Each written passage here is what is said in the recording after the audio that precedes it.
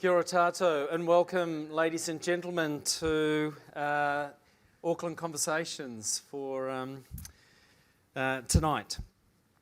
We will be talking about cities of opportunity, but I'll touch on that shortly. But first of all, I want to welcome all of you to what I think will be a fascinating conversation. The emphasis is on the word conversation because whilst we'll have a presentation around how we look at global cities and maybe how we measure and understand those and what global cities need to do. This is your chance to engage in that discussion and learn more about Auckland in that context. My name is Dean Kimpton. I'm the Chief Operating Officer for Auckland Council, and so it's my pleasure to be your MC for this evening. And I'll be listening in very carefully, thoroughly enjoying it, and looking to draw out questions from you as we get into a Q&A panel a bit later on. But look, a few thank yous to start with.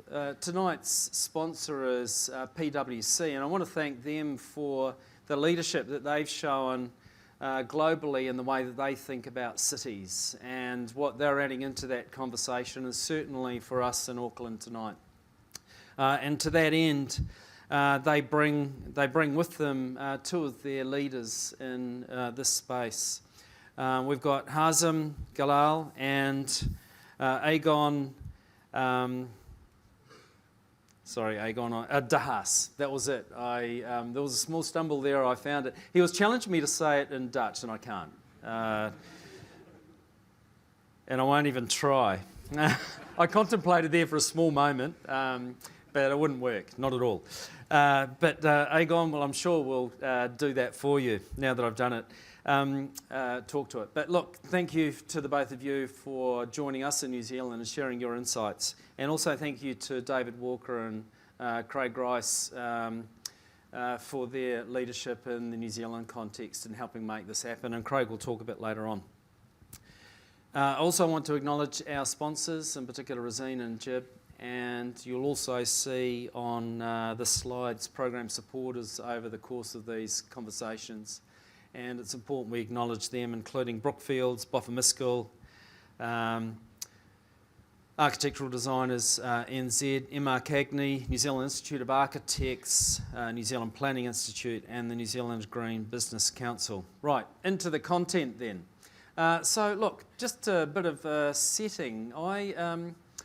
I'll do a bit of a high-level introduction and pose a few questions, but I guess when you're introducing something like this, it's cause for reflection yourself. And I reflect on Auckland, and I reflect, first of all, on a city that I love living in, and I've raised my own family in, but also reflect on why did I leave my former job and join Auckland Council? What was that driver? Because I've been in this role for about 18 months.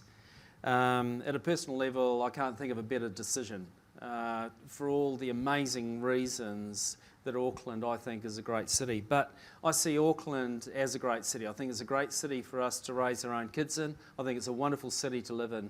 I think about the environment. I think about our natural heritage. I think about our cultural heritage. We have a very special place. I think about the challenges before us too. And you know what? Those are challenges that come before us because we are an attractive place to live. They are challenges because we need to make decisions about the future of Auckland and its position and how we provide for Aucklanders and our visitors and guests. I think one of the other wonderful things I think about Auckland is that we're able to have this conversation as we do tonight about what it means to be a global city. What that means for us, what we need to do for ourselves as we look to position Auckland as a place that is meaningful in that global context. And that's very important not only for Auckland but for New Zealand. So tonight you'll hear from both Hazem and Egon on what they will look at 30 cities and they'll look at the benchmarks and the things that they consider those cities, global cities, need to think about when they plan their future, when they structure that future. And they bundle it for me, but they're in three key areas. tools for a changing world. So what do we need in the toolkit to be prepared as a city for a changing world? Quality of life, or we think about it as livability, but it's very similar, a lot of overlap in those two things. And the economic clout. And so I think it's really challenging for us to look across those and understand what we need to do to continue to be relevant as we go forward. Understand how we rate, the things that we need to do so that we continue to grow in a multi-dimensional fashion, not just in headcount, but in a multi-dimensional fashion as we go forward. So on that note, I welcome Hazem, who will join me first, and then he'll invite Egon. But Hazem is the PwC partner for their cities and local government practice and is their global sector leader. And he's got a wonderful work history, but he's had leading roles in PwC's efforts to work with cities and local government around the world, and has expertise that matches up with that. And in his capacity, in that leadership capacity, he's brought about the Cities of Opportunity benchmarking, but also future government reporting, where he can compare across cities and provide us the sort of insights that I think will feed into how we lead and participate in Auckland. So on that note, I'd like to welcome you, Hazem, and thank you very much for joining us here in Auckland, and we look forward to everything that you've got to say. Thank you. Thanks. Good evening, everybody. Thanks for joining us. What I would like to do is start the discussion going by sharing with you some of the global mega trends that we're seeing around the world and how they impact cities. Then we will take a deeper dive into what that means with respect to fully functional, competitive cities and how they should approach that. Then we'll share with you the benchmarking report that we do every year or every other year. Then finally show you a snapshot of work in progress that we're doing with respect to Auckland, this city that I have the privilege of visiting for the first time. The idea is to start the conversation and for this to sort of like set up the stage for what we're going to be talking about later on as a group tonight. So if we think about some of the global trends, the changes that are happening around the world today, I can identify 5 main mega trends. And I would argue that it is at cities like Auckland where all of these trends meet, interact, and influence and change our lives and the way that cities are functioning today as compared to how they were in the past. The very first trend is a shift in the global economic power distribution. It used to be a very Atlantic Ocean-centric world that we lived in, with a lot of the commerce going from North America to Europe and vice versa. I think it is very clear that there is a great shift from west to east, so it's becoming more and more Pacific focused, and that is great news for New Zealand and for Auckland. Rather than thinking that you live in the most eastward part of the world, suddenly if you look at the map differently, you are at the center of this new trend. And the other shift that is happening is more from north to south and a lot of south to south collaboration and trade that happens. I happened to live in Brazil for 7 years. And now I live in Dubai. And if you get on that Emirates flight from Rio de Janeiro or Sao Paulo to Dubai, 3/4 of business class is actually full of Chinese businessmen and Indian businessmen who are doing trade between South America, some of them going into Dubai and then southwards to Africa or continuing back to India and China. So there is definitely a big shift in terms of where the economic focus is, and that is great news for a city like Auckland.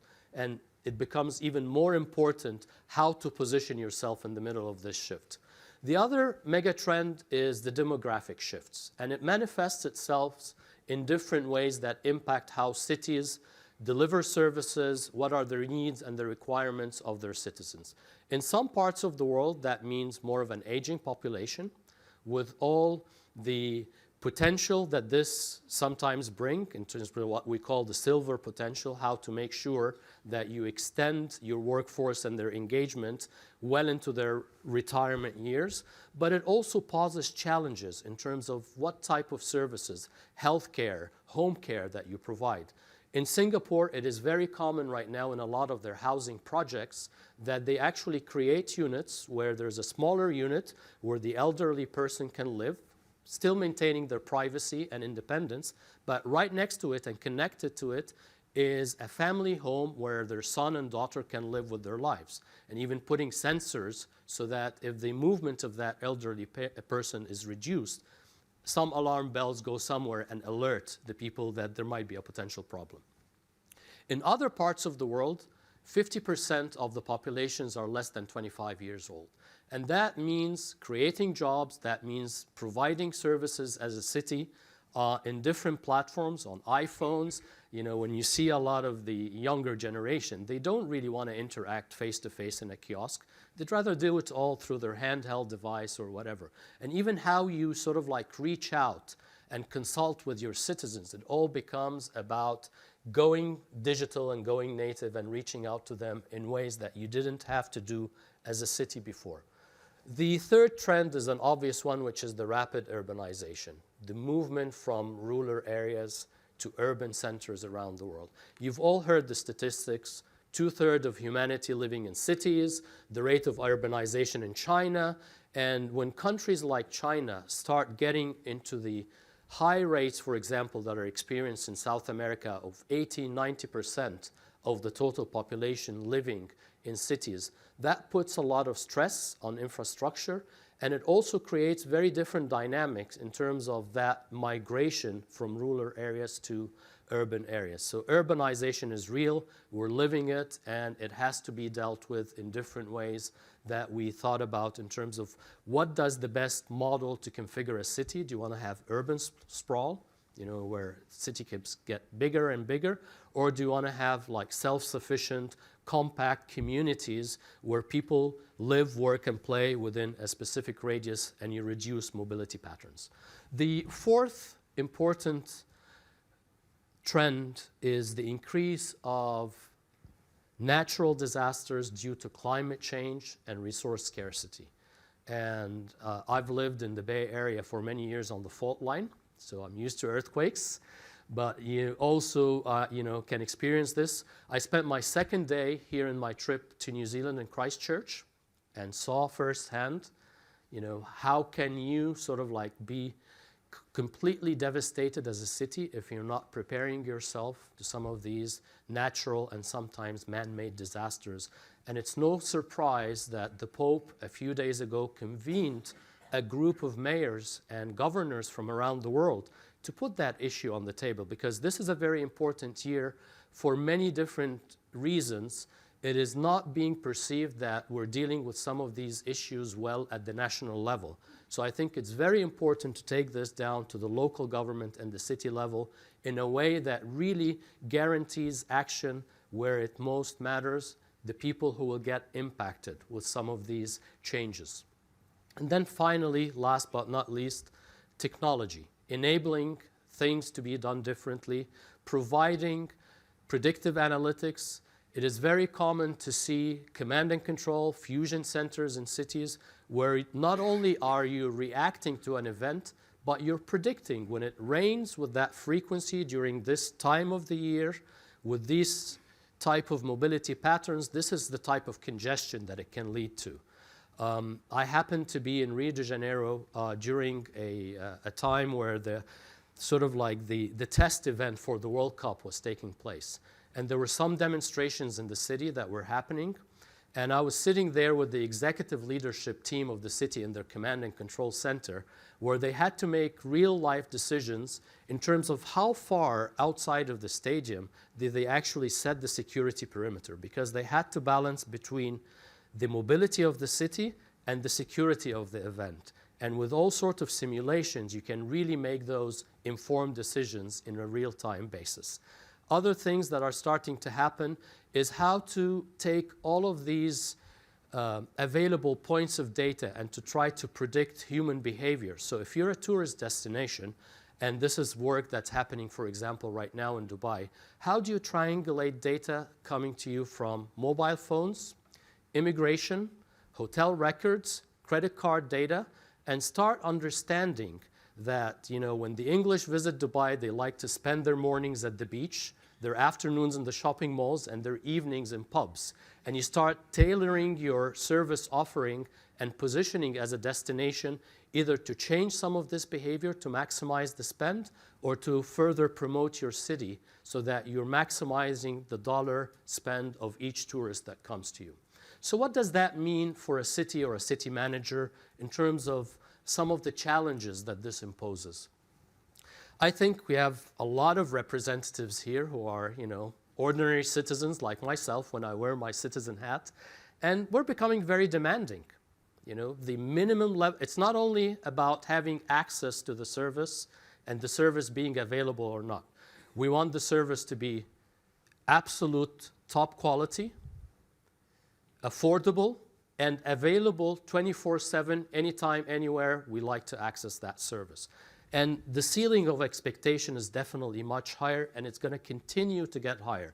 And the bad news is that we have to do more with less, because at the same time, budgets are being cut and resources are scarce. So the world post-2008 and the financial crisis is very different from some of the discussions that we had before. And more often in some countries like, the UK and others, there is the so-called devolution where a lot of responsibilities are being lowered down to the local level of government without necessarily all the time going with the financial resources that have to come with that. So it becomes even more of a challenge for cities, city councils to meet these expectations. Competition for investment. Auckland is no longer only competing with Wellington or Christchurch or Sydney or Melbourne. It is a global competition. And what's very interesting is the type of dynamics that this creates in terms of sometimes some of these boundaries. We call it competition, collaborating and competing at the same time depending on the context. So you look at cities, for example, like Malmö in Sweden. It has a lot more in common with respect to its economic interests and integration with Copenhagen, for example, in Denmark, than it has with any other Swedish city. So it becomes very interesting how some of these natural economic clusters and collaboration relationships start actually forming between cities who can collaborate or compete regardless of the context.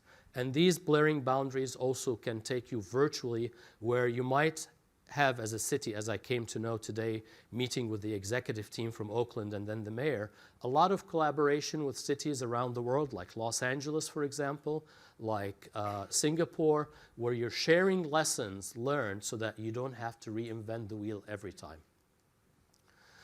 So what does that mean in terms of trying really to chart a successful course for a city?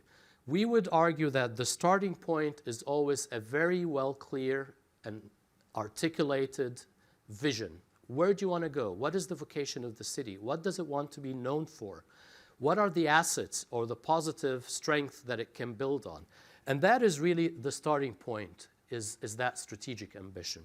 And we would argue that in order to deliver on that strategic ambition, you need to have a set of management capabilities. These are the capabilities you need to build and develop within the management team, within City Hall, so that they're able to develop on that vision. And you have also to have a balanced approach to what we call here the capitals to get a sustainable economy. How do you make the balance between, the need to have well-advanced infrastructure and investing in education and investing in all the basic services? So when you look at one of the capabilities here, it's all about prioritization, especially when you have limited resources.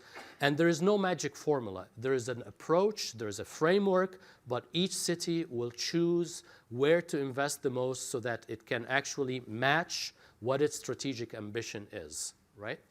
So some of the things that we see here, leadership. Leadership is important. A lot of the cities that have been successful have had some kind of charismatic, decision-oriented, can-do type leader, but it's not enough. It is important, but it's not enough.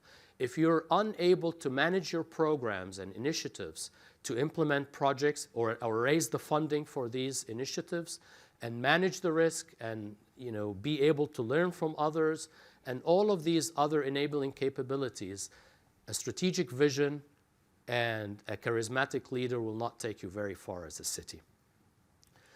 What we will show in the benchmark afterwards, it is those cities who are able to maximize along these capitals their performance and optimize so that you have at least the minimum acceptable in all the others are the ones that become most successful. So it's all about balance, sustainable progress and development. And of course, what is very important is to have metrics. What does success look like 1 year, 2 years, 5 years, 10 years from today? What am I measuring? And there is a big movement around the world of moving from input or output-oriented KPIs, how many hospitals have we built or how many schools have we built, into really measuring outcomes and impact.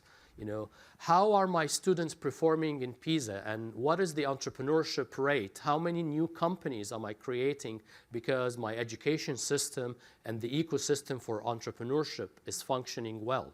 These are the type of metrics that any well-defined strategic plan for a city would eventually have to work. A very important thing also is the collaboration, not only between the different tiers of government and a city with other cities within its region.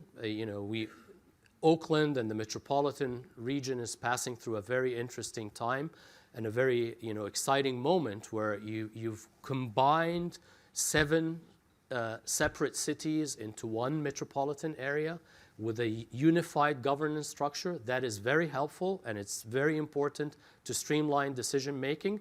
But sometimes this type of collaboration doesn't have to come through administrative boundaries. I mean, one of the things that really impressed me when I worked quite a bit in the Netherlands and they have a different way of looking at how some of these cities, without redefining their administrative borders, willingly come together and implement shared services or think about how to promote the economic development and attracting investment into the region as a consolidated group rather than on their own, and branding or rebranding the whole region to gain economies of scale and mass in a different way. The other obvious stakeholders here are academic and knowledge institutions, universities, and the city governments that keep that close relationship with academic institutions, with NGOs, with the private sector and enthusiastic citizens are really able to harness all the energy that you have within their own ecosystem in a consolidated, combined point of view that everybody becomes very excited about. One of the things that I learned today is also from sort of like the community here coming together.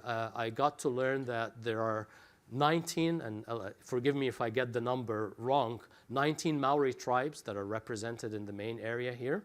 And also from a sort of like a group of stakeholders coming together and unifying their point of view, some very exciting developments are happening. So the more you have within your ecosystem, the community leaders, the enthusiastic citizens, and those are not the people who show up at meeting and object the most. So you have to also proactively reach out to make sure that you have a representative group of the opinions of the community well integrated into the renewal process. And of course, you look into the knowledge institutions and the universities to come up with new ideas and prototype them and implement them on a limited scale.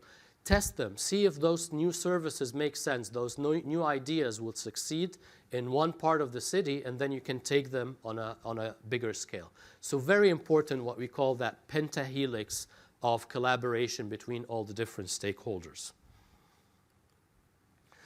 The other thing that we also start looking at are those cities that are able to spot new trends.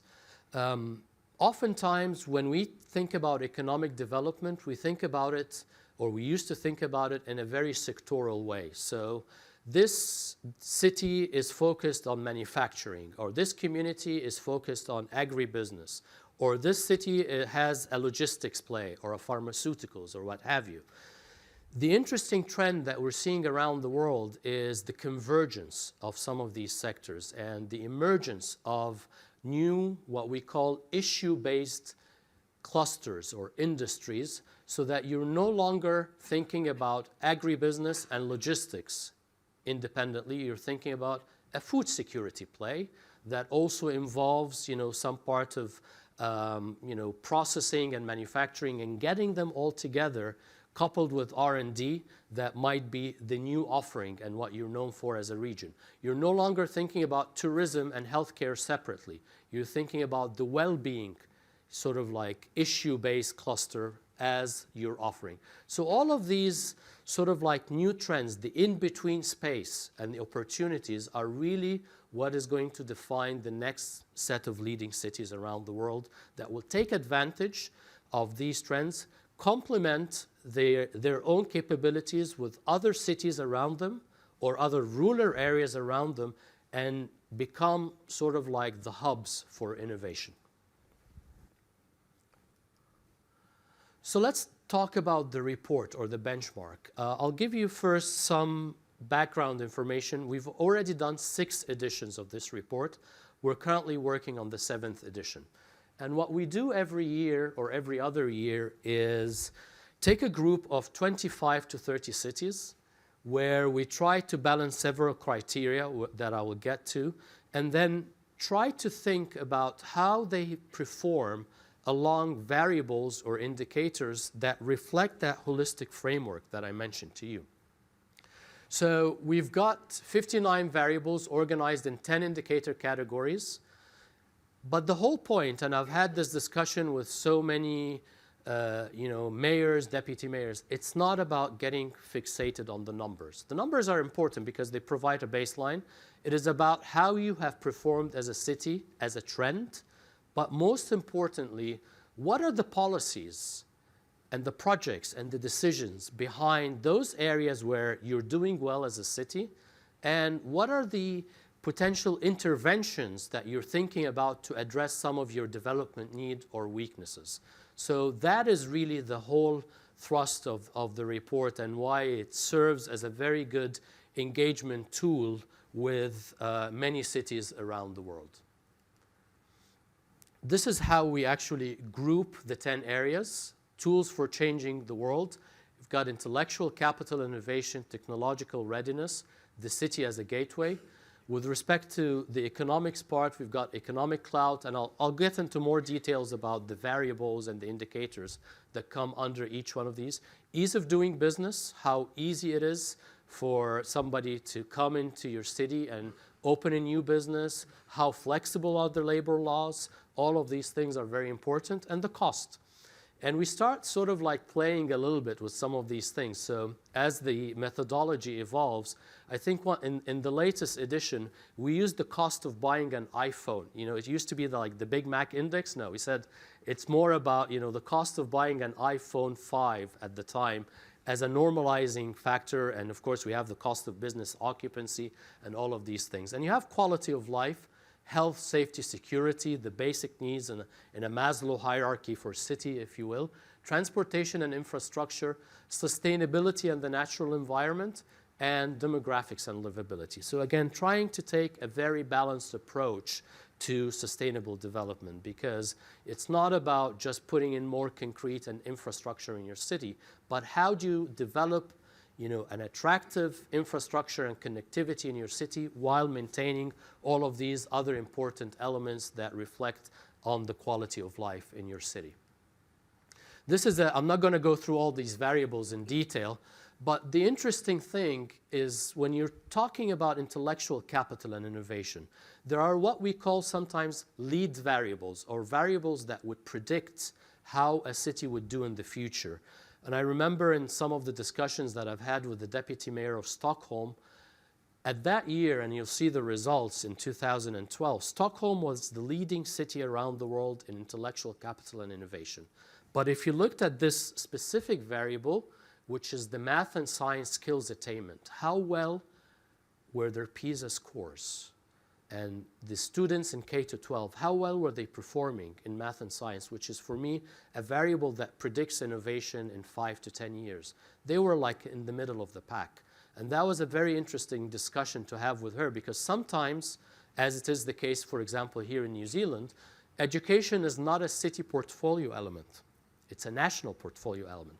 But nonetheless, as a city, you still have the obligation to lobby and to make sure that even though it's not in your direct domain, that you are trying to influence and very hard those elements that would increase your city's competitiveness. So it's not about saying, well, that's not really, you know, a city or a local government domain type spending parameter. It's about making sure that whether it's under your direct control or not, that you're doing everything possible to maximize your performance. The city as a gateway, we have here hotel rooms, the number of international tourists, business association meetings, online flight departures, the airport to CBD access. How many ways can you get from the airport to downtown? Is it easy? Is it affordable? These are all variables that, you know, impact your score. And interestingly enough, we're starting to use even new ways of not only focusing on quantity and scale, but also the quality of the services offers. One of the companies that we have discovered in this process actually scans through all the websites that rate hotels, destinations like TripAdvisor and the like. And what they do is they take all of these scores, normalize them, look for comments, positive and negative, in 6 different languages, and all of a sudden you've got an online digital reputation index for your tourism industry as a city. And rather than just looking at the number of hotel rooms, you can couple that with a quality indicator that describes how well are the services in your hotel rooms and what is the perception value for money, how clean they are, and you're able to make all sorts of decisions that would help you as a city. Yeah, this is the famous iPhone index. So it's not only about the corporate tax rate or the cost of living. And we typically use third-party data so that it's very objective. And we even use some of the other indices like the Mercer, you know, MasterCard indices. We sometimes take them as is or decompose them to build the methodology and constantly evolve it. So what did we find out the last time we ran this report? And the next one is going to be released in April 2016. First of all, there were no cities represented from New Zealand in the global version. But what's happening right now is we do 2 things.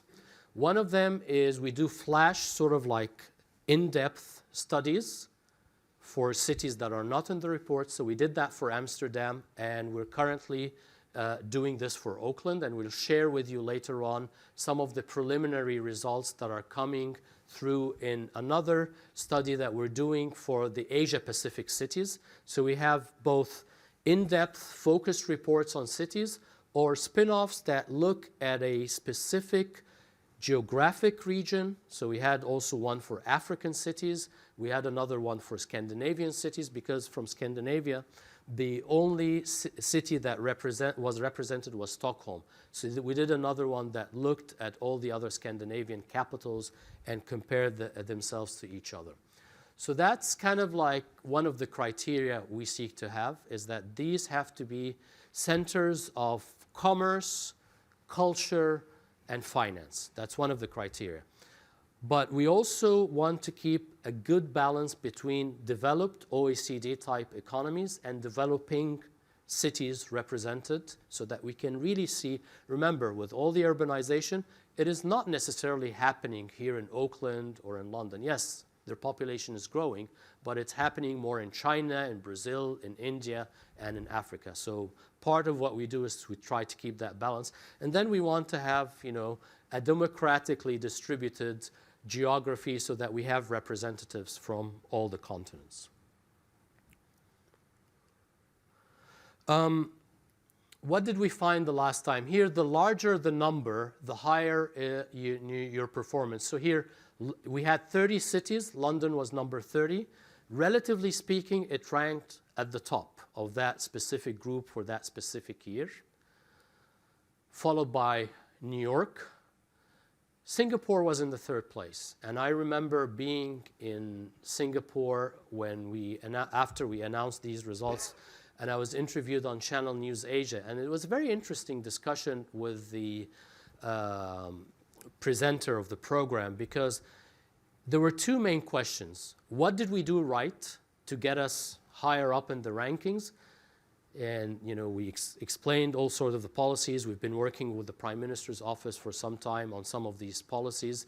And some of them are very interesting parallels, because about 3 years ago or 4 years ago, there was a main question that was paused after a declaration from the Prime Minister in Singapore. He came out and said, basically, we are going to grow from 5.3 million to 6 million.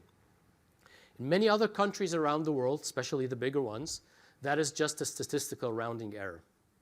But when you're living in 420 square kilometers in one of the highest density places around the world, you start thinking, what will be the impact of these additional 700,000 on the infrastructure, quality of life? Where are these 700,000 going to come from? Are they going to come from mainland China? I mean, we share a language.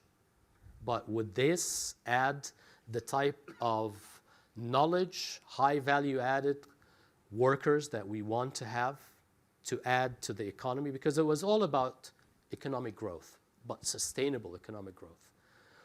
Or if we close our doors to immigration with a declining natural rate, what would that mean in terms of economic growth? Probably at some point declining economic growth. Or do we put in place some policies and measures so that we are proactively going after globally mobile talent that is willing to come to Singapore, establish themselves and call it home and contribute to the economy? And these were the questions that we helped them answer back then, and we've seen the results of some of this proactiveness in terms of some of the policies in attracting international students, bringing entrepreneurs and trying to capitalize more and more. So some of these ideas, when you think about your own scenario in Auckland, as you're growing and you're one of the highest growth cities in New Zealand, but who are you getting? Is it the right talent? Who do you want to attract proactively? And what does that mean in terms of the growth of your infrastructure being ahead of the curve so that you're positioning yourself as a true global city that competes with all of these cities in attracting talent, investment, and tourists? For the statisticians in the room, one of the things we started doing is looking at correlations and R-squares. And I know that GDP per capita is not always the only absolute measure of economic development and quality of life. But if you were to run a regression, and actually it was our Swedish colleagues who started doing this as they developed their own Swedish cities of opportunity. So they took the methodology and the variables, customized some of those variables, and did a similar exercise for 15 Swedish cities, and found out that the correlation in that the R-square for that specific set of data, all of these variables in the methodology against the GDP per capita, it was an R-square of even higher than the one we had in the global study. Here it's about 65%. So that explains 65% of the GDP per capita. But in the Swedish case, it was even over 70% with some of the adjustments. So, this is also important, because sometimes people would ask you, now, why are you spending this money on infrastructure?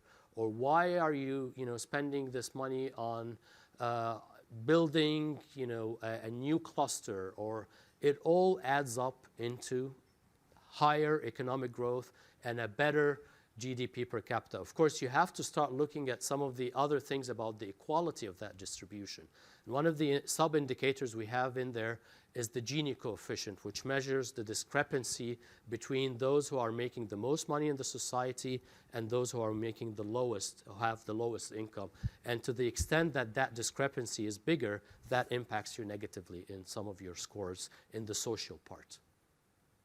So sharing with you again some of the other results that we've done. Remember I mentioned we do some of these regional studies, but we also do snapshots for individual cities. So we did that for Auckland in 2012 with edition number 5 of the report.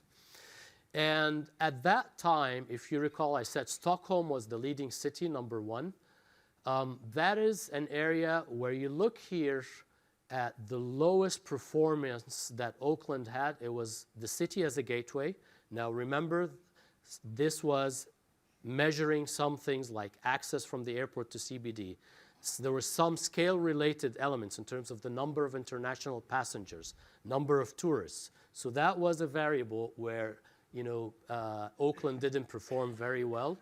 On the other hand, in terms of sustainability and the natural environment, excellent performance, basically, in the top 3, in terms of green space and a lot of these things that the citizens here in this city value enough, and the visitors as well.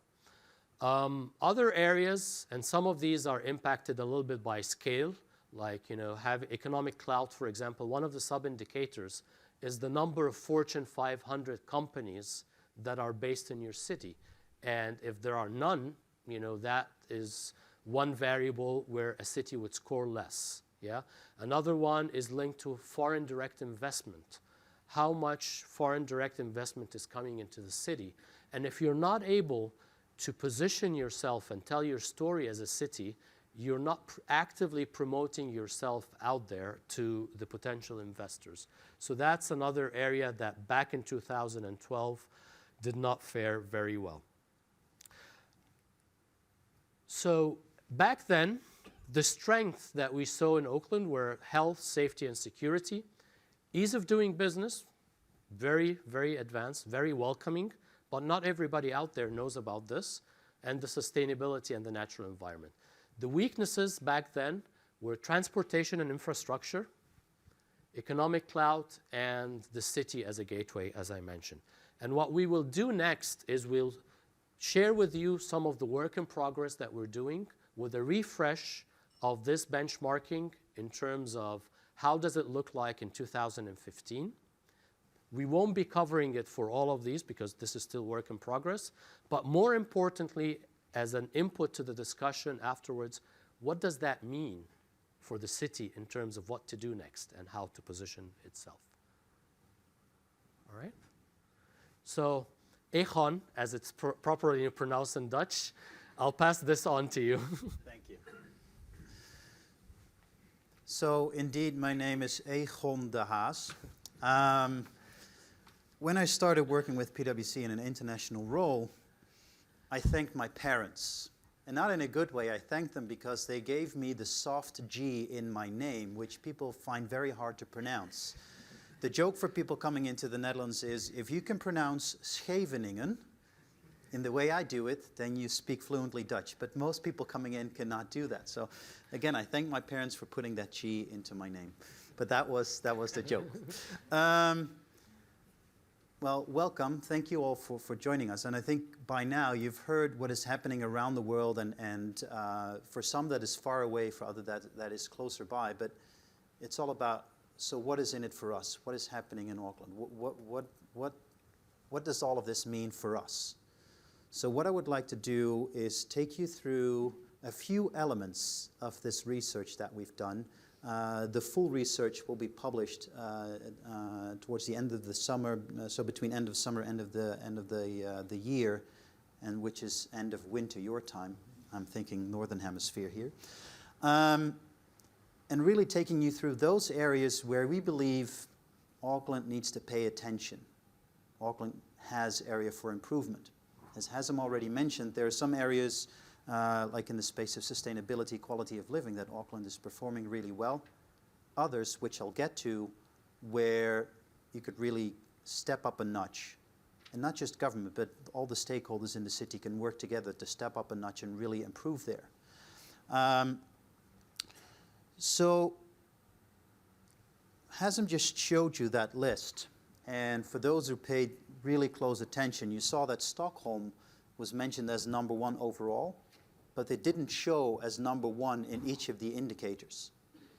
So the key message is you need to find a good balance between all of these indicators. It's not just being number 1 in all of these. I don't think that's even possible. But it's more so finding the right balance in linking your view to what's the vision for Auckland, what's the vision for New Zealand, where do we want to be in 2020, 2025, 2050, and what is it that we need to do now on some of these indicators. So remember, you don't need to be number 1 in all of them. So here, if you look at the technology readiness, which is one of those indicators under the tools of a changing world, it's important that cities around the world adapt to the changing environment. Hazem spoke about all of the trends that we see happening. A lot of those link back to the new technology innovations and how do cities capture that opportunity. So overall, what you'll find is that Auckland scores in the middle of the pack. It went down slightly from being number 13 to 16. And looking at the data, the orange circles on the left side of the bar show you the 2012 data. The red circles to the right side show you the 2015 data.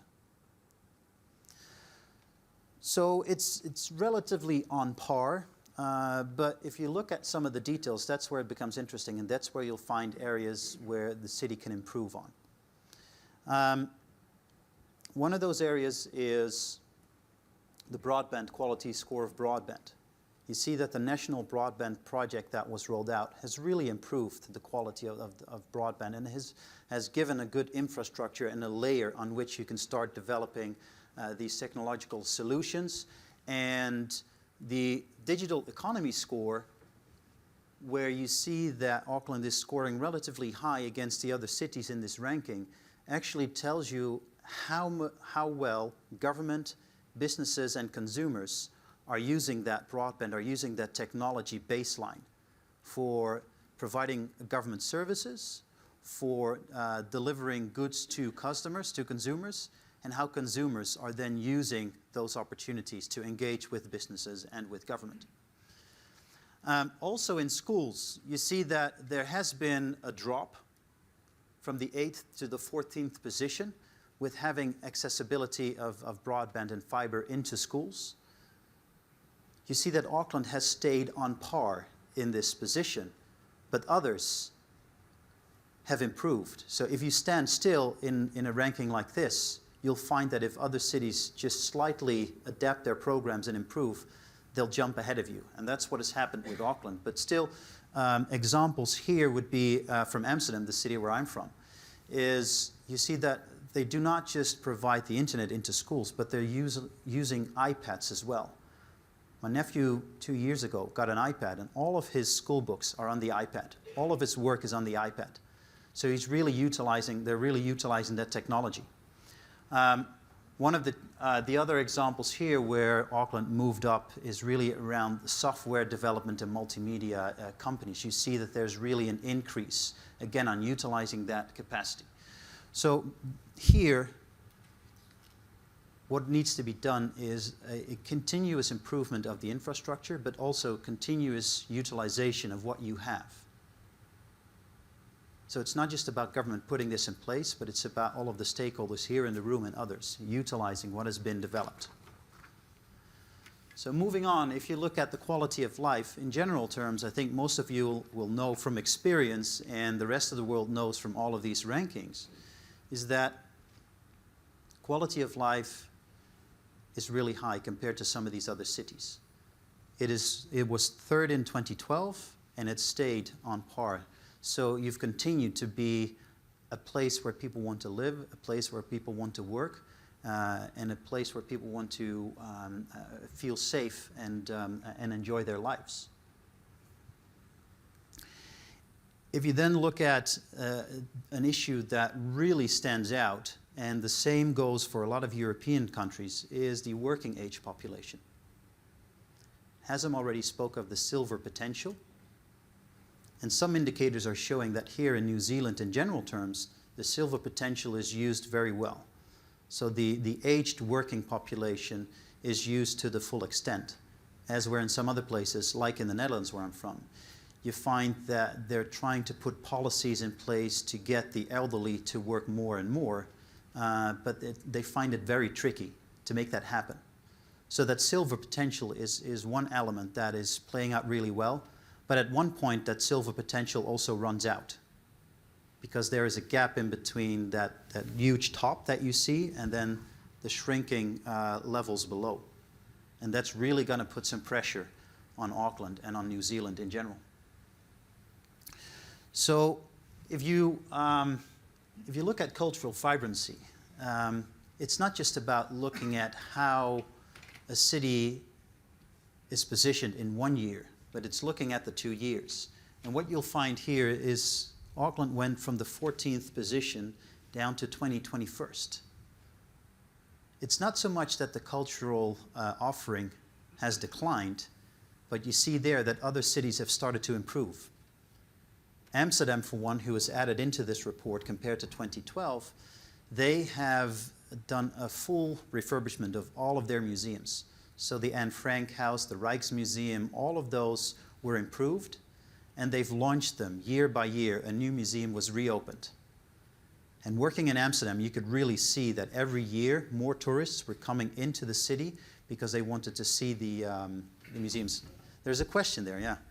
Hi, I'm not to interrupt this particular part, but I just wondered if you could go back to the working age population and you talk about the silver potential. Yeah. I'm not quite sure what that ranking means and what it tells us about our working population, and also maybe is there any insight as to our youth potential, because we've got quite high youth unemployment here. Yeah. So, yeah. So what you'll see is, I'll respond to Hazem, feel free also to provide your response. But what you see is the definition of the working age population is the amount of people within the city between the age of 15 and 63 or 64 or so that actually are employed.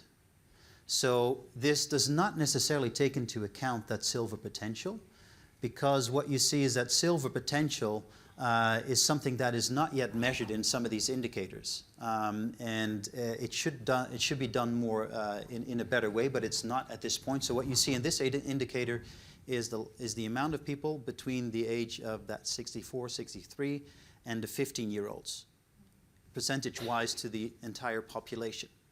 And therefore, that point of silver potential is important, because if you take into consideration that silver potential, you'll find that that number 30 should actually go up, and you have a better ranking if you really take that into account. But in this indicator, that was not taken into account.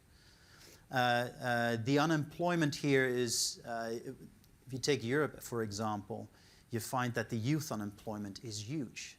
Certainly within places like Greece, like Spain.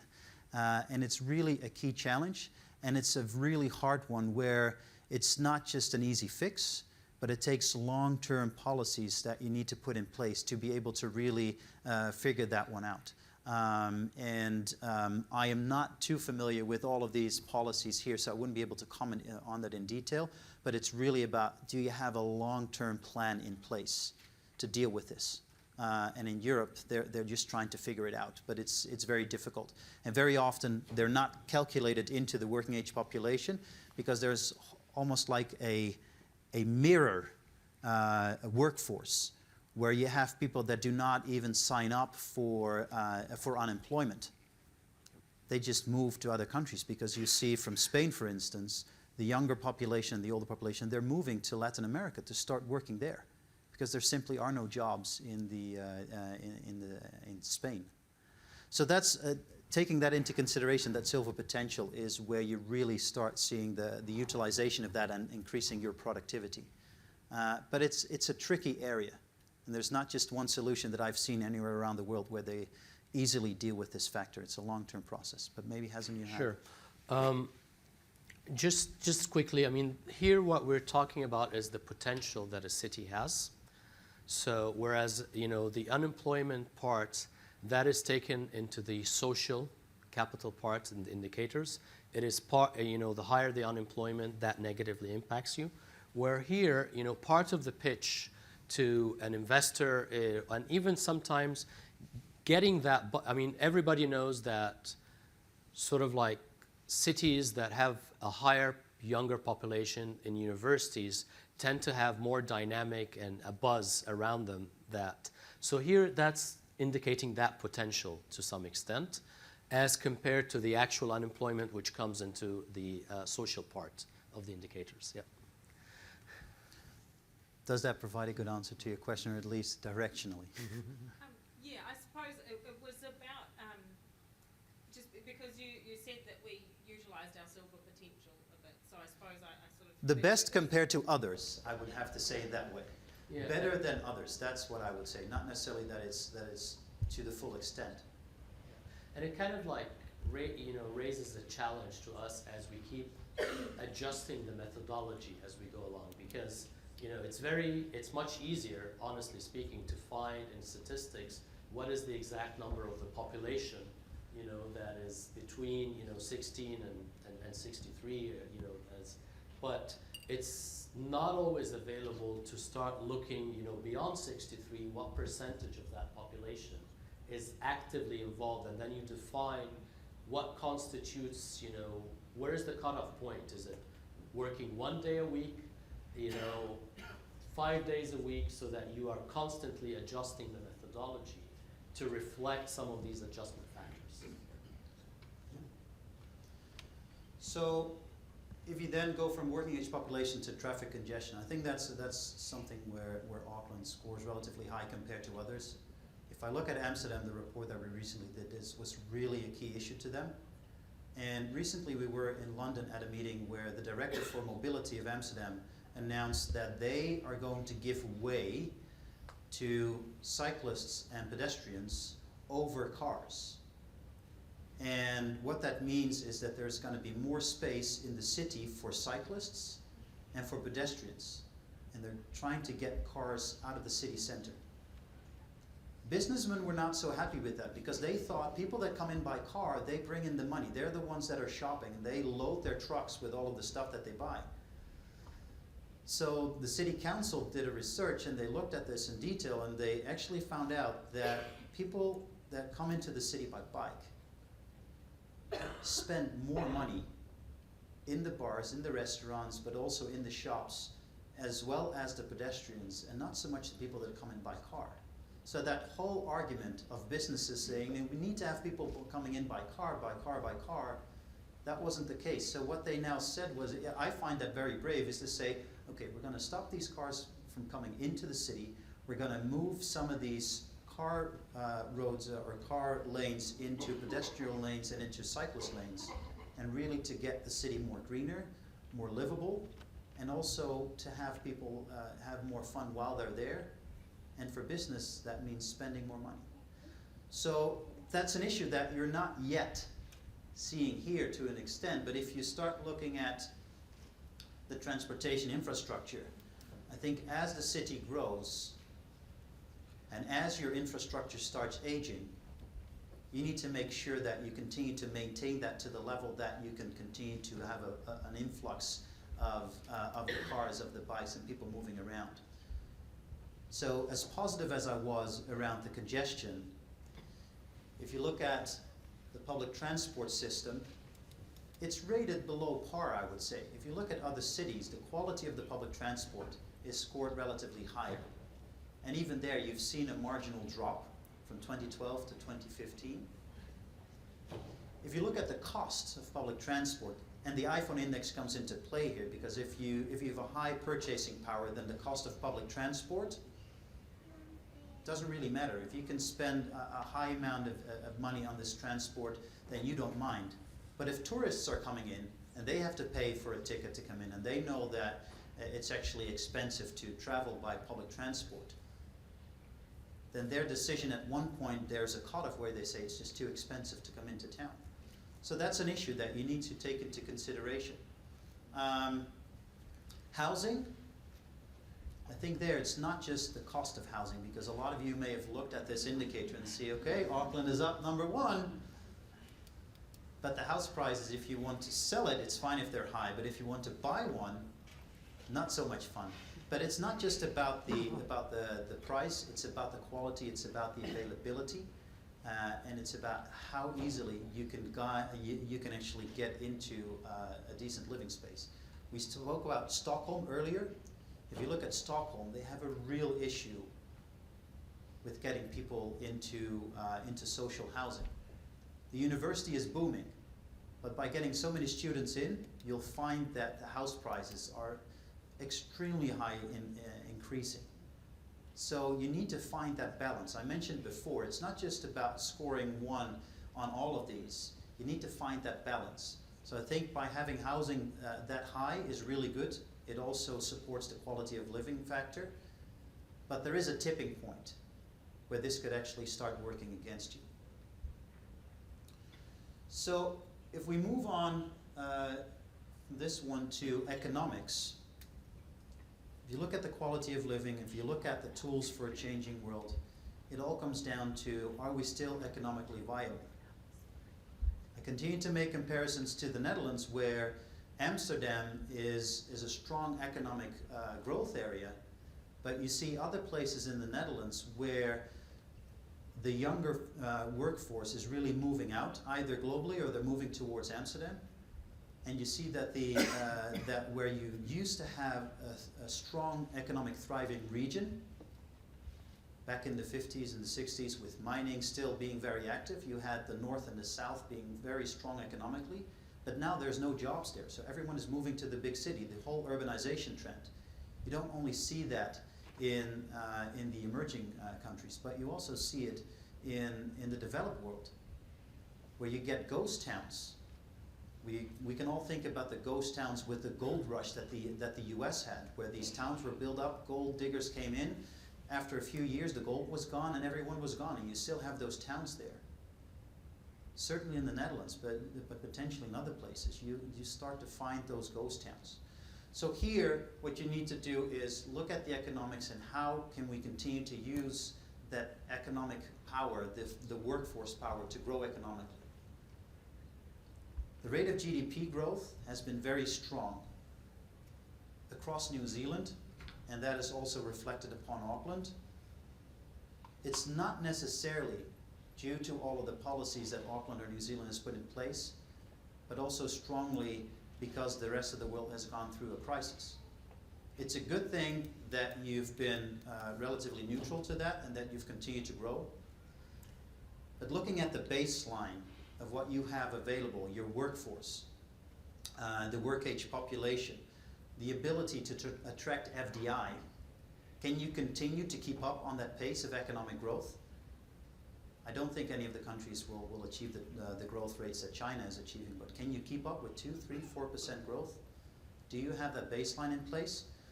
It's a really tricky question, because attracting FDI, Hazem already mentioned it, there's not such a high performance there. If you look at attracting FDI, it actually dropped from the 28th to the 31st spot. So Auckland really is at the bottom of looking at attracting FDI. And attracting FDI is not just done by getting the global 500s here. It's by finding people that see the potential in that new trade route that Hazem spoke of, and the potential of New Zealand positioned in that route. So how do you increase there? What type of policies do you put in place? And how do you continue to use that silver potential to continue to drive that economic growth? So again, it's good that you score high now, but do you have the potential to continue to score that high? So quickly summarizing what we mentioned is, if you look at the tools for a changing world and technology readiness, there's a competitive edge there. The emerging broadband, the quality of that, you've got that baseline, but the real question is, do you utilize that capacity? Do you use it for new innovations? New Zealand has been known for the innovations that you've been adapting, but are you continuing to be front runner in that position? And can you keep up with the high pace of development that we see around the world in these areas? Quality of living.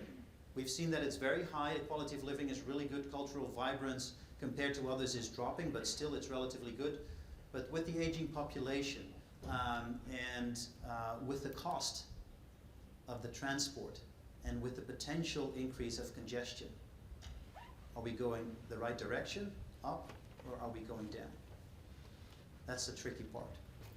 And then around economics, I mentioned it already. Attracting FDI will be key here, making sure that the full workforce potential is being used to maintain the 2, 3, 4% of economic growth instead of declining into positions where you see Europe now. And with the whole Greece discussion, I don't think that you want to go down that path. So you need to make sure that that baseline is in place. So the key question now is, what is it that government should do? But also, what should the other stakeholders do? Mentioned before was the pentahelix, the different stakeholders, the people in the room here. What is it that you can do as businesses, as citizens, as NGOs, to really make sure that you continue to utilize that potential and continue to grow rather than to fall back and falter as a city and literally drop off the map? So at this point, I'd like to hand it back to Hazem to give you a view on what does it mean for us looking at some examples from cities around the globe. Thanks, Egon. I think we've kind of like set up the stage initially by these global trends and some of the things we're seeing, the framework, and we've taken 2 snapshots for Auckland, but you know, and this is part of what we would like to feed into the conversation, you know, when we start getting in the panel and hear your thoughts on what you've heard so far. What are some of the immediate implications? I really think you have, as a city, a lot going for you, but not everybody out there knows about what's the potential and what this city has to offer. So there's a very important element here of telling the story. What is Auckland's story? And positioning it internationally. I met the mayor and part of his team in New York at an event called the Mayor's Forum. And he did a very good job of selling, you know, the story and the branding to, you know, an international audience. But it's not only the government's responsibility to do that. And one of the things that, you know, probably can happen is as you define that story and start telling it to the rest of the world, it's not only going to be told by government, but some of those enthusiastic citizens that we talked about, some of them are your diaspora.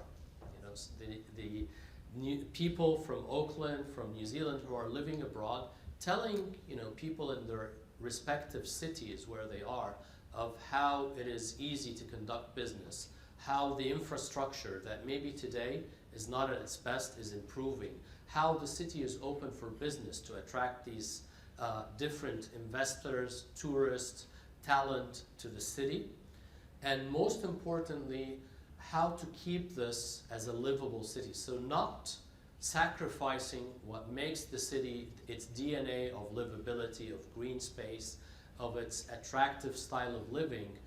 Don't lose that. Build on it, but also address some of the things that could hinder your positioning in a global competition.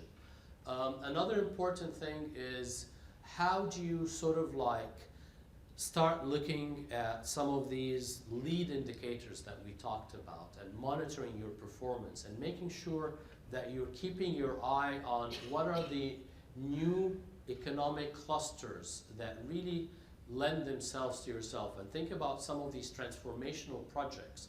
You know, we were looking today at the existing port, you know, the harbor, and how it can actually potentially expand or not.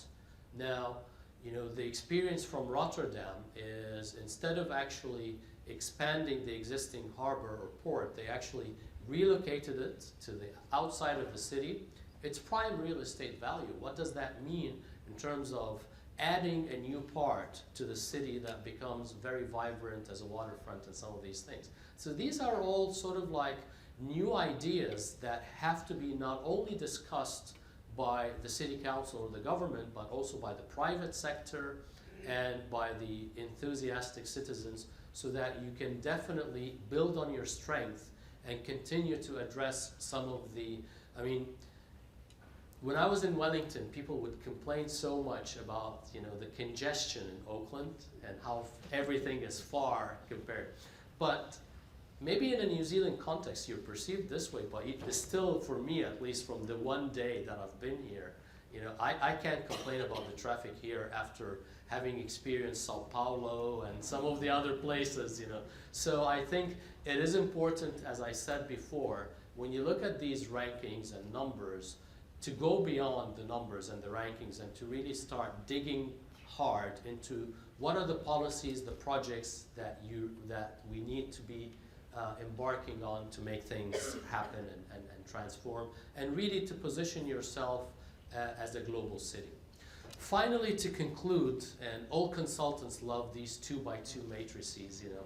So if you were to imagine on one axis the city's ability to set policies, develop strategic plans, and on the other axis down here its ability to execute, we can think about cities in the world along 4 different groups. If you are low on planning, policy setting, and low on execution, you are in what we call the sleeping quadrant. If you plan really well, set policies really well, but always fail to implement them and execute them, you are in what we call the dreaming quadrant. If you do things first, launch these big projects without really having thought them through and linked them to a strategic plan and a set of well-defined policies, you are in what we call the adventurous quadrant, or the gambling, you know. Very appropriately, we're in a hotel next to a casino, yeah? And then where everybody wants to be is, you know, where you have really thought out your strategic plans, your policies, built the capabilities that we spoke about in that holistic framework in terms of, you know, program management, branding, risk management, set the indicators and started to implement, and that's where you are in this quadrant. I typically end this presentation by taking an audience sort of like vote. Where do you think Auckland is today? We're not sleeping, obviously, you know, otherwise I wouldn't have bothered to come here, yeah? So something is happening here. So who thinks we are in the dreaming quadrant? Okay, it's about 30%, very scientifically counted. Adventurous quadrant or gambling quadrant. 1, 2, all right. So that's around 2%. And who thinks we're already here? No one, good. And who has no arms to vote? So that feeds very well into the discussion. So most of us think that we're here. That is relatively good news, because that means we already have some good plans, some good policies, and all we need to do to get into that magic quadrant is really putting the capabilities in place and really starting to execute on those plans. And those who haven't voted, you still have a chance to chime into the conversation, you know, as we take this to the next level. So thank you very much, and we'll continue the discussion right now. Where do you want us to be seated? Right here? I think we should take a seat. Look, thank you very much to both of you, and this is a chance for us to now open up the conversation. There's some challenging stuff in there, isn't there? I saw public transport in your indicators and I understood that. I saw housing as number 1, and I have to admit I didn't understand it. You had a crack at explaining that to me, and I've taken it on board. But there'll be some other indicators in there, and there'll be other challenges that you've taken on board as an audience. This is your opportunity to dive a bit deeper, question, challenge, and better understand. So have we got some mics? We may not need them, but yeah, we've got a question for this gentleman here. I just, Hazem, at the beginning of your presentation, you had highlighted one of the attributes as prioritisation, and my suspicion is that in New Zealand this is frequently interpreted as either or. There seems to be, to my way of thinking, having lived outside of New Zealand for a long time and coming back after a long time away, the impression has been that the government, particularly at the moment, look at it and they say, well, either we can decrease our spending, or we can increase our investment in schools. Well, you know what I'm trying to say. Yes. Yeah. Whereas my experience in Australia has been that it's more of a both-and conversation, and I think that there is frequently in New Zealand, because we're a small country, we're a long way from anywhere, and so that interpretation is, well, either we can do this or we have to do that, but we can't do both. Do you have anything to say to that? I think one of the things that we often see and we've been doing some other benchmarking studies on governance structures. I think there's a bit of a cultural thing in this, but I think part of it is reflected by the governance structure and how the different tiers of government are organized and how resources are allocated. Part of the issue is a lot of countries tend to think and allocate resources based on a sectoral approach.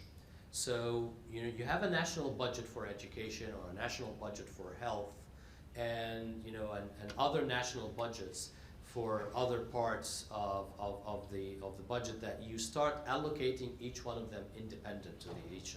For transportation, it's done through a central government that does that, separate from education, separate from health, and so forth.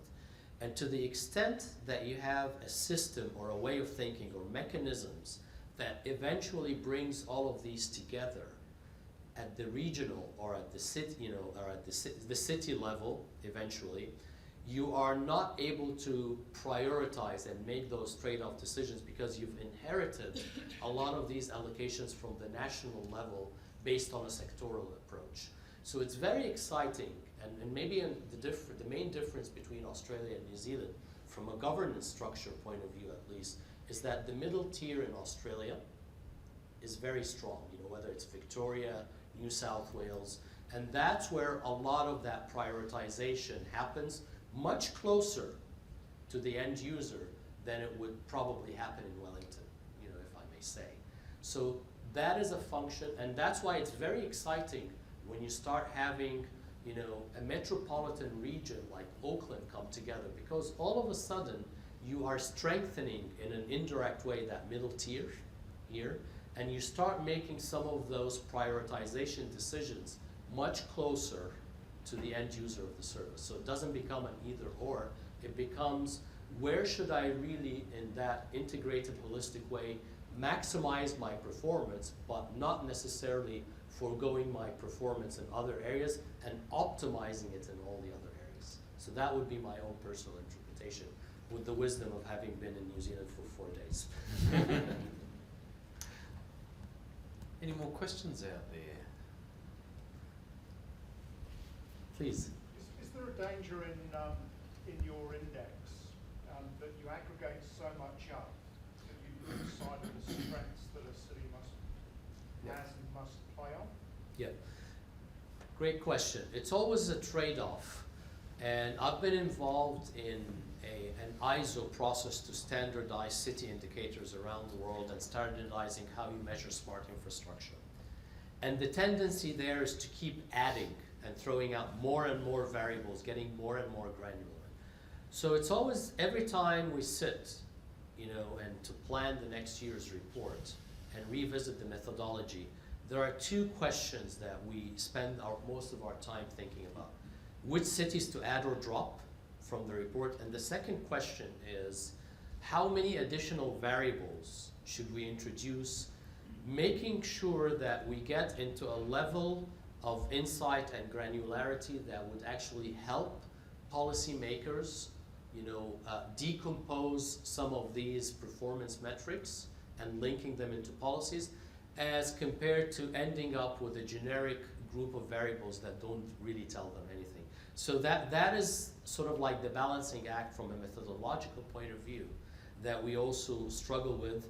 But in general, some of the constraints that we face is also comparable data availability across. Remember, we're comparing New York and Nairobi in the report, so we need to make sure at least that the data is consistent. But we would like this not to be like some of the other indices where we have 100 cities without looking into the insights and the so whats. But at the same time, we always want to keep the variable mix and the indicators manageable so that you're getting into enough depth to make some of these policy assessments, but at the same time not overwhelming the city with a dashboard of indicators that goes in the 3 digits and it becomes almost impossible to monitor. If I may, just to respond to that as well, I think if you look at these type of indices, whether it's ours or others, it's not just about looking at the scores as they are and then taking that as a given, but it's really around, so which of these indicators are relevant for us, looking at where we want to go next. What is the vision that we have? Do we want to become this new Hollywood? Do we want to become a financial center? Do we want to be a hotspot for technological innovation?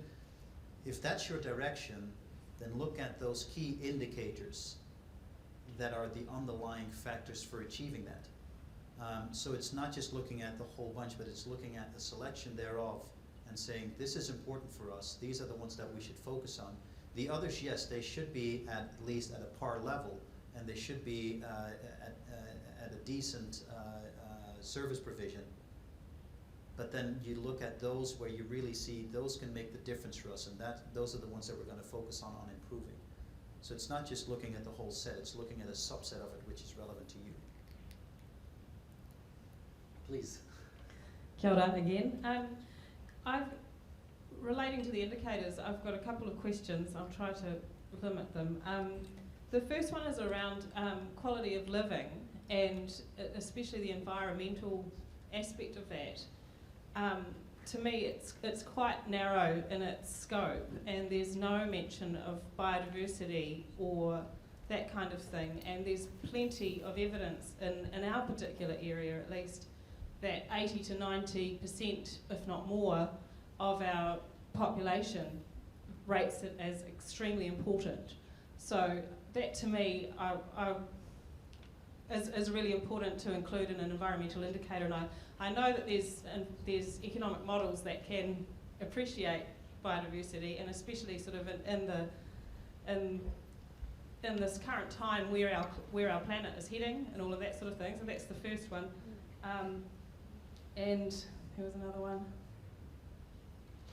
Oh, the other one is, you said that you focused on 2 main questions: what extra cities to include and what other indicators maybe to include. Do you ever query the indicators that you use already? The obvious one is GDP, and in our country, the obvious example of where GDP is a very, very poor indicator is the Christchurch earthquake and disaster, where our GDP has obviously skyrocketed, but To your point, some of the biggest discussions that we've had since Rio Plus 20, the Earth Summit, was how to quantify natural capital. And that includes elements like biodiversity and some of these so far because then all of a sudden you're not looking at GDP in the pure sense, but you're looking at natural capital. So if you have biodiversity and you're able to preserve your environment, that adds more favorably to what you're doing because you're using your resources in a more sustainable way. Now, the challenge that we have is there are no, and we've been working with the World Bank and so many other stakeholders on trying to come up with scientifically accepted methodologies to quantify some of these things. And what does it mean when you're preserving, for example, the natural capital in your own sort of like city or region domain, but polluting for others? And how do you measure that? It's very easy to do it on the project level, in terms of the total impact analysis, economic, environmental, and social. But when you start taking that to the next scale at the city level or at eventually going to the country level, that's when it becomes very overly complex and challenging. So ideally, we'd like to get there, but we don't have the tools yet to incorporate in a systemic, comparative way that type of indicator across cities. That is part of our challenge. And these are the kind of things that we always qualify when we put out these numbers, that you really have to go beyond the numbers and really think what matters the most for people as you are discussing them. So, good observation, but I wish we had, already a methodological response to it, but it's work in progress. The second question was the GDP. I think I partially addressed this. Going down to Christchurch, in all honesty, was a little bit disappointing for me, because I expected the reconstruction and the regeneration to be far ahead than what I've actually seen on the ground. And in many ways, I think there's a window of opportunity there. Two things might happen if that doesn't catch up and accelerate. A lot of the people and the population that the city wants to attract back to the city might leave for good, and that is a dangerous brain drain that can happen to the city. And the second thing that can happen is, if you are building what the city used to be before, then you haven't really taken that quote-unquote unfortunate opportunity that was dictated on the city to build and regenerate a different type of activities and a better infrastructure that can really regenerate the center of the city. So, GDP apart, I just wanted to get into that side comment, because it is an important element to really bring in all the stakeholders, across different levels of government, central and local. And I was always saying that the E in SARA needs to stand for economic and not earthquake regeneration authority. So it's starting to think about what does sustainable I know we're in Auckland, we shouldn't be discussing other cities, but that is just my own impression, because it is, GDP is just one measure, but it is all about sustainable economic development. And if GDP per capita and Gini coefficients and natural capital are the ways that we can measure, how sustainable is this progress while keeping, the quality of living intact and improving it, then we're doing something. It's all about, environmental, social, and economic, and the balance between these things at the end of the day. We've got time for one more question. I saw Rod Marler put his hand up, so Rod, you're on. Well, Dean, this is a this is a question for you, actually, and really? you may need some support. So we've just run out of time. And it really it segues quite nicely from the last question, and looking at a national rather than a regional perspective. How are we going to utilise this information, which is very compelling, to build an argument to lobby central government around assistance with transportation and infrastructure spend in Auckland? It's a bit unfair to put me on the stage. I arrived as the MC. What do I leave as? Okay, so look,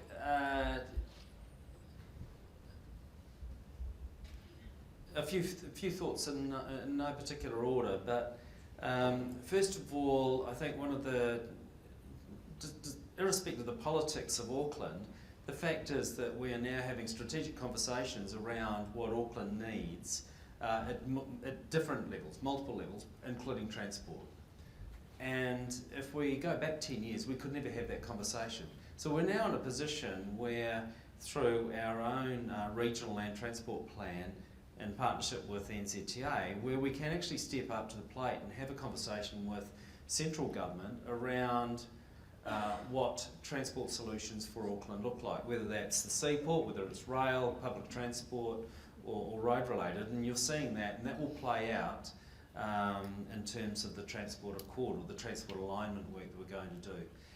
So many of you will be aware of that. The terms of reference being worked on, that's a piece of work that will take place over the next 12 months. So I think that's going to bring together our understanding of what Auckland needs if we're to grow by another 1 million over the next 30 years, and what central government also needs to understand and wants to contribute to that debate. So we're not just focused on projects, but we're also focused on strategic outcomes. So I'm hopeful of that piece of work.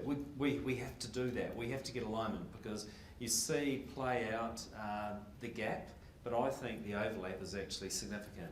So from my point of view, that's going to be a key tool. But the fact that Auckland's combined now, we can actually think carefully through public transport versus other modes, and we're investing along those lines. You know, we're in a far better position than we were, but it's still a tough space. Funding is clearly an issue, and that's work in progress, but that's the solution is a partnership with central government on how we address that.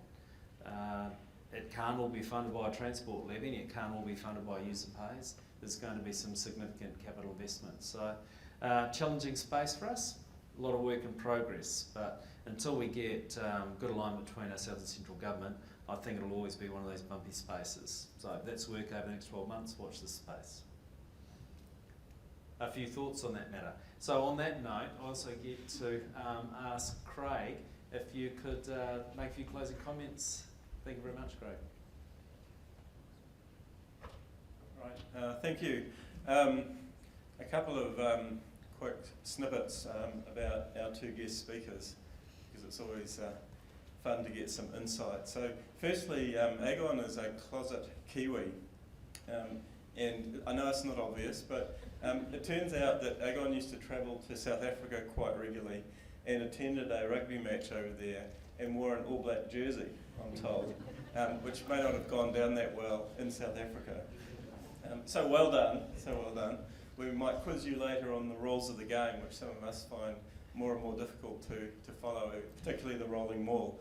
And Hazem, he did say to me earlier, I've worked on every continent on the planet, and I challenged that and I said, have you worked in Antarctica? And it turns out he hasn't. But obviously he is a gentleman of the world by virtue of that, including 7 years in Brazil. So look, it's my honour tonight to thank our two guest speakers. I think very interesting and fascinating for us to broaden our horizons, as someone said earlier, away from a country that is small and isolated. So please join me in thanking our guest speakers tonight.